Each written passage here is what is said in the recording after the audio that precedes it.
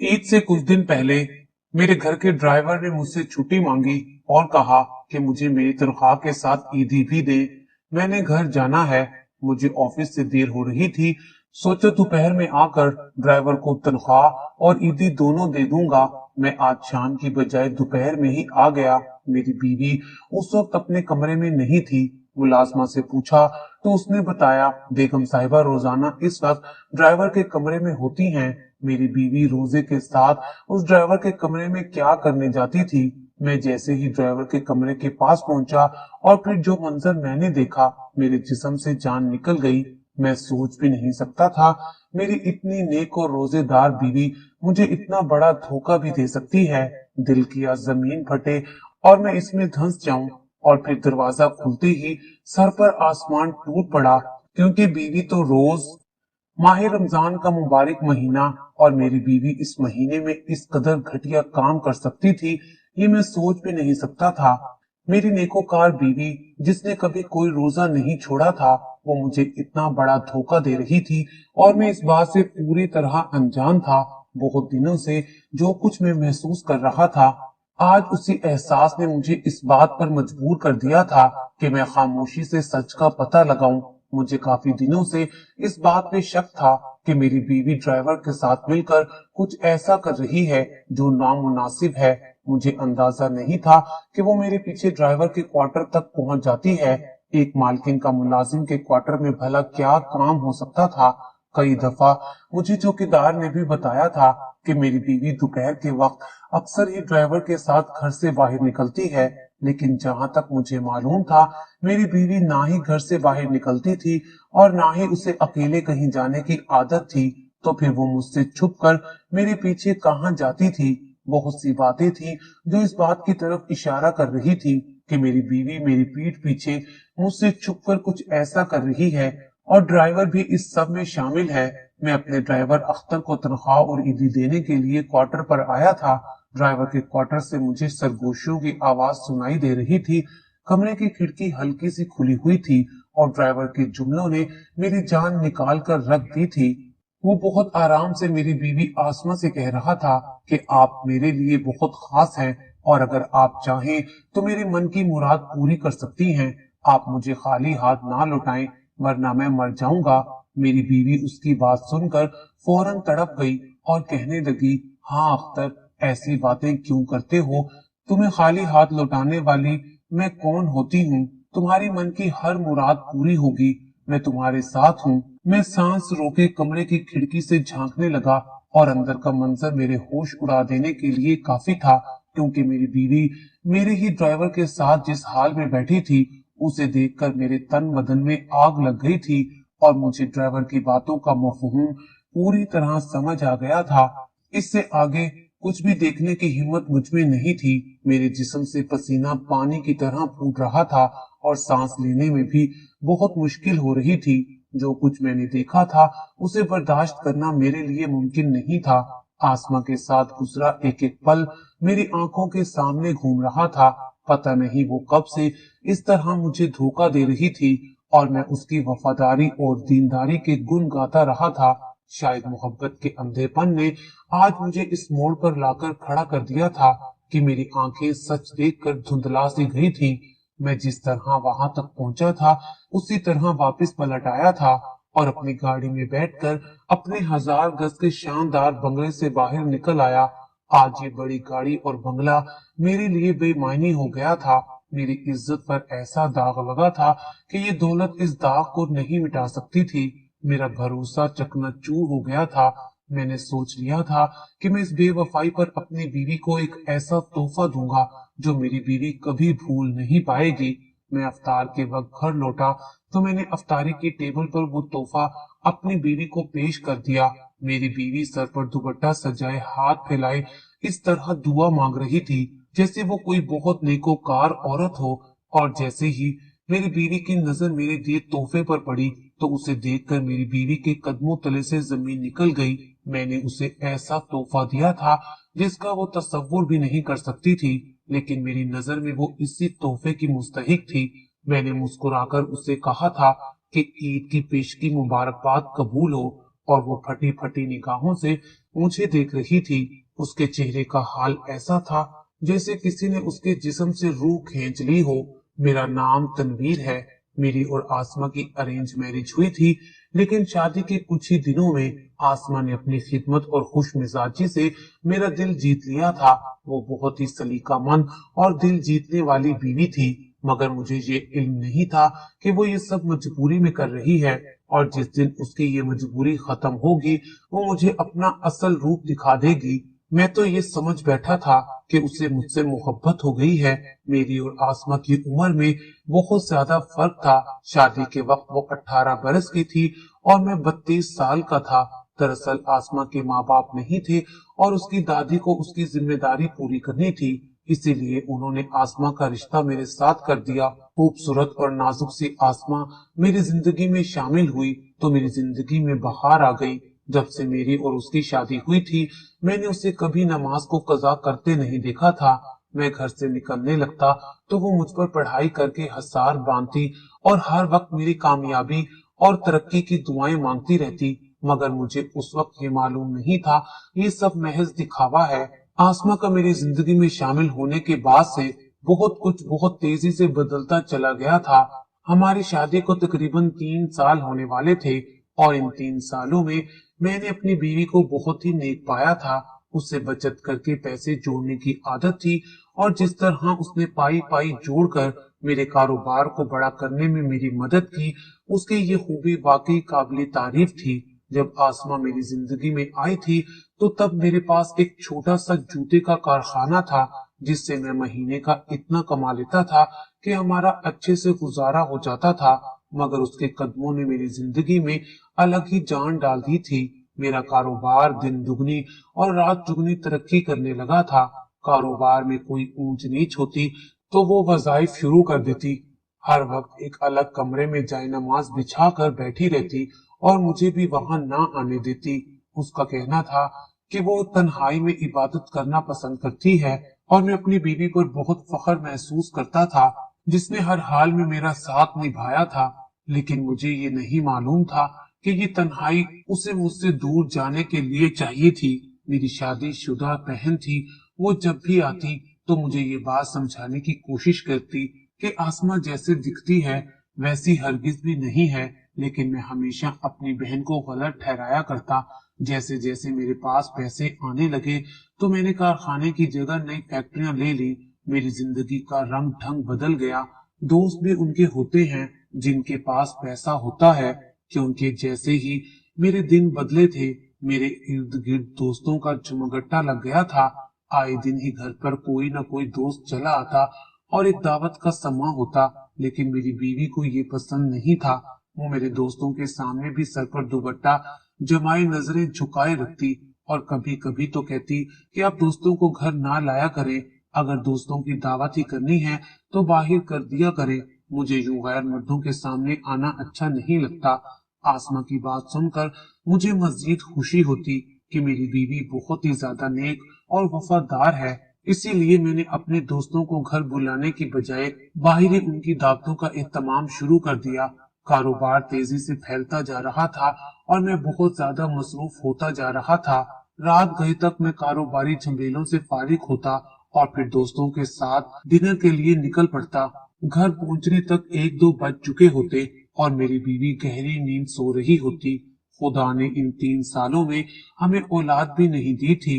ابھی میرے کچھ ایسے دوست بن گئے تھے جن کی بیویاں ان کے ساتھ ہر ڈنر پر موجود ہوتی تھی۔ میں ان کو دیکھتا تو مجھے اپنا پن بہت اکیلا محسوس ہوتا، اس لیے میں نے آسما سے کہا کہ وہ بھی میرے ساتھ پارٹی میں چلا کرے۔ ہر کوئی مجھ سے میری بیوی کا پوچھتا ہے، لیکن اس نے صاف انکار کر دیا۔ میری ساری دوستوں کی بیویاں بہت زیادہ سوشل تھیں، لیکن ان کے مقابلے میں آسما بہت خوبصورت اور کم عمر تھی۔ میرے دل میں بھی یہ خواہش پروان چڑھنے لگی کہ میں آسما کو سب کے سامنے لے کر آؤں اور سب کو پتہ چلے کہ میری بیوی کتنی حسین ہے، لیکن آسما میرے ساتھ کہیں آنا جانا پسند ہی نہیں کرتی تھی۔ میری ہر دعوت میں میری سیکرٹری میرے ساتھ ساتھ ہوتی اور وہ انتہائی خوبصورت اور فیشنیبل تھی اور زیادہ تر لوگ اسے میری بیوی سمجھنے لگے تھے، لیکن کچھ ہی وقت میں مجھے اندازہ ہو گیا कि आसमा के घर पर रहने की वजह कुछ और है। जब से हमने अख्तर को ड्राइवर रखा था, आसमा में बहुत ज्यादा तब्दीली आ गई थी।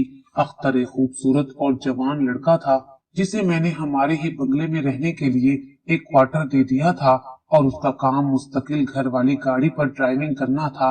लेकिन जब से मैंने उसे रखा था, तब से रोजाना ही मेरी बीवी उसके साथ बाहर जाने लगी थी और ये बात मुझे मेरी बीवी से नहीं बल्कि चौकीदार से पता चली थी। एक दिन मैं काम से घर लौटा तो मेरी बीवी लॉन में खड़े होकर अख्तर से कुछ बात कर रही थी। मुझे देखते ही खामोश हो गई। मुझे समझ नहीं आया कि वो ड्राइवर से ऐसी कौन सी बात कर रही थी जो मेरे सामने नहीं हो सकती थी। मुझे देखते ही अख्तर भी वहां से चला गया और इस बात ने मेरे दिल में एक शक पैदा कर दिया। उन दोनों के दरमियान क्या चल रहा था, मैं ये जानना चाहता था और उसके लिए मैंने चौकीदार से कहा कि वो ड्राइवर पर नजर रखे। एक रोज मेरी गाड़ी रास्ते में खराब हो गई। तब मैंने अख्तर को फोन किया तो पता चला कि वो तो घर से बाहर है और आसमा के साथ है। ये सुनकर मुझे हैरानी हुई और फिर जब मैं घर पहुंचा तो चौकीदार से पूछने पर उसने बताया कि आसमा तो अक्सर ही ड्राइवर के साथ बाहर जाती है। हैरत मुझे इस बात पर थी कि मेरी बीवी ने कभी इस बात का मुझसे जिक्र तक नहीं किया था। मुझे तो लगता था कि मेरी बीवी हर छोटी से छोटी बात भी मुझे बताती है, तो फिर रोजाना वो कहाँ जाती थी, ये बात मुझे उसने क्यों नहीं बताई थी। जब मैंने घर की पुरानी मुलाजमा से सवाल जवाब शुरू किए तो मुझे पता चला कि मेरे घर में तरह तरह के लड़के आने लगे थे और वो लड़के कौन थे, क्यों आते थे। मुलाजमा को इस बारे में कुछ खबर नहीं थी और ये सुनकर मैं बहुत परेशान हो गया। मेरी गैर मौजूदगी में मेरी बीवी किन लड़कों को बुलाती है। कई दफा मैंने आसमा से पूछा कि कौन लोग मेरी गैर मौजूदगी में यहाँ आते हैं, लेकिन वो कहने लगी कि कुछ खास नहीं, बस कभी कभार वो कुछ ऑर्डर कर देती है तो डिलीवरी वाले ही आते हैं। जिस तरह की मेरी बीवी की आदत और मिजाज थी, मुझे लगा कि वो ठीक कह रही होगी। लेकिन फिर एक दिन मैं किसी काम से दोपहर के वक्त घर लौटा। मुझे पता चला कि मेरी बीवी ड्राइवर के साथ कहीं गई हुई है और उससे मैं पूरी तरह चूक गया। इससे पहले भी मुझे चौकीदार ने ये बात बताई थी, लेकिन मैं अपने कारोबारी मामलात में उलझकर ये बात भूल गया था। आसमा के माँ बाप नहीं थे, वो अपनी दादी के साथ रहती थी और उसकी दादी के इंतकाल को भी ये दूसरा साल था, तो फिर ड्राइवर के साथ कहाँ जाती होगी। आसमा बिला जरूरत मेरे साथ भी बाहर जाना पसंद नहीं करती थी। कुछ देर में यहाँ वहाँ टहलता रहा और जब मैंने ड्राइवर को फोन लगाया तो ड्राइवर का फोन बंद जा रहा था और आसमा का फोन घर पर ही पड़ा हुआ था। मैंने जैसे ही गाड़ी की लोकेशन चेक की तो पता चला कि मेरी बीवी तो ड्राइवर के साथ शहर से बाहर एक सुनसान जगह पर मौजूद है। मेरी बीवी का ड्राइवर के साथ ऐसी जगह पर क्या काम था, मुझे कुछ समझ नहीं आ रहा था। मुझे मीटिंग से देर हो रही थी, इसलिए मैं वापसी दफ्तर के लिए चला गया। शाम को जब मैं लौटा तो आसमा घर पर ही मौजूद थी। मैंने उसे एहसास न होने दिया कि मैं दोपहर को घर आया था। मैंने मुलाजमा को भी मना कर दिया था कि वो आसमा को मेरे आने के बारे में कुछ ना बताए। अफ्तारी के बाद आसमा ने मेरे सामने चाय रखी तो मैंने उसे अपने पास बिठा लिया और पूछा कि वो दिन भर क्या करती है।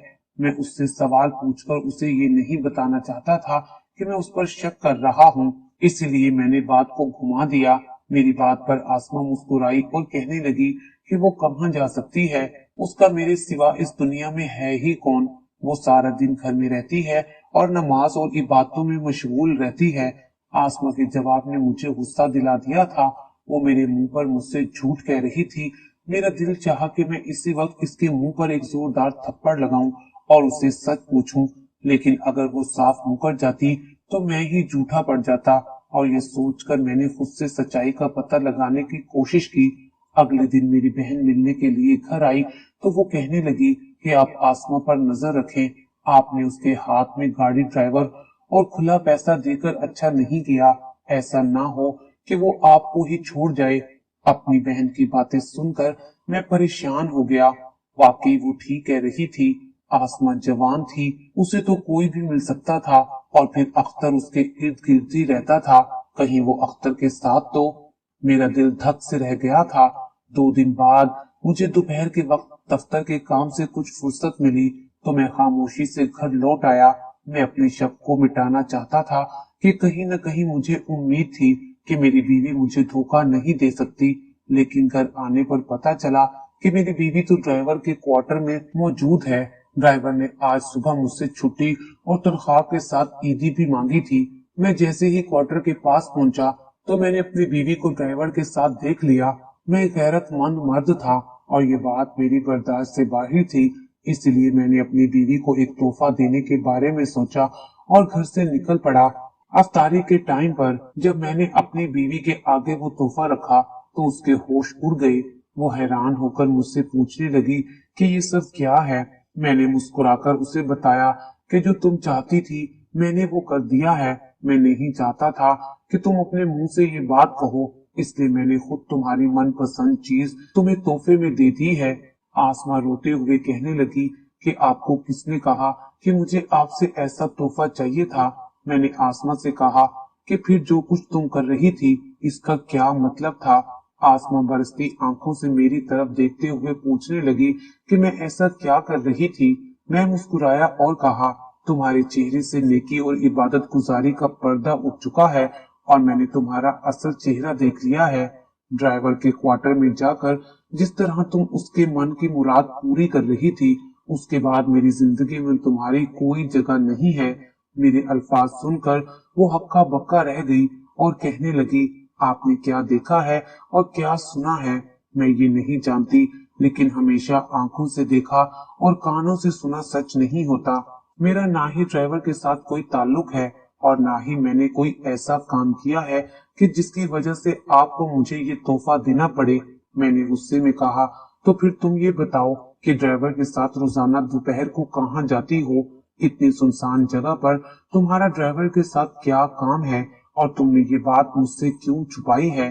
दोपहर को तुम ड्राइवर के क्वार्टर में क्या करने गई थी? मेरी बात सुनकर आसमा ज़ारों कतार रोने लगी। अब उसने एक ऐसा सच बताया जिसे सुनकर मेरी जान निकल गई। उसने बताया कि वो ड्राइवर के साथ जिस सुनसान जगह जाती है वहाँ एक छोटा सा यतीम बच्चों का आशियाना बना हुआ है। शादी के 3 साल बाद भी वो मां नहीं बन सकी। उसे इस बात का बहुत दुख था, इसलिए उसने यतीम खाने के बच्चों की किफालत अपने सर ले ली है और वो रोजाना दोपहर वहां जाकर उन बच्चों के साथ कुछ वक्त गुजारती है और उनकी जरूरियात का भी ख्याल रखती है। उसने ये बात मुझे इसलिए नहीं बताई क्योंकि उसे डर था कि मैं उसे वहां जाने से मना कर दूंगा, क्योंकि मैं हमेशा से उसे कहा करता था कि बे औलाद होने को अपने सर पर सवार ना किया करो। वो बताने लगी कि उसने कुछ बेरोजगार लड़कों को इस यतीम खाने में काम करने के लिए रखा था और वही लड़के अक्सर यतीम खाने के किसी न किसी काम के सिलसिले में घर आया करते थे। वो उन यतीम बच्चों के जरिए अपनी ममता की प्यास को बुझा रही थी और साथ साथ उसे इबादत के तौर पर भी कर रही थी, क्योंकि यतीम बच्चों की किफालत करने वाला बहुत बड़ा रुतबा हासिल करता है। उसकी बातों ने मुझे हैरान कर दिया था। मुझे बिल्कुल अंदाजा नहीं था कि वहाँ कोई यतीम खाना भी बना हुआ है। मैंने आसमा से पूछा कि वो फिर ड्राइवर के कमरे में क्या कर रही थी और उन दोनों के बीच क्या चल रहा था।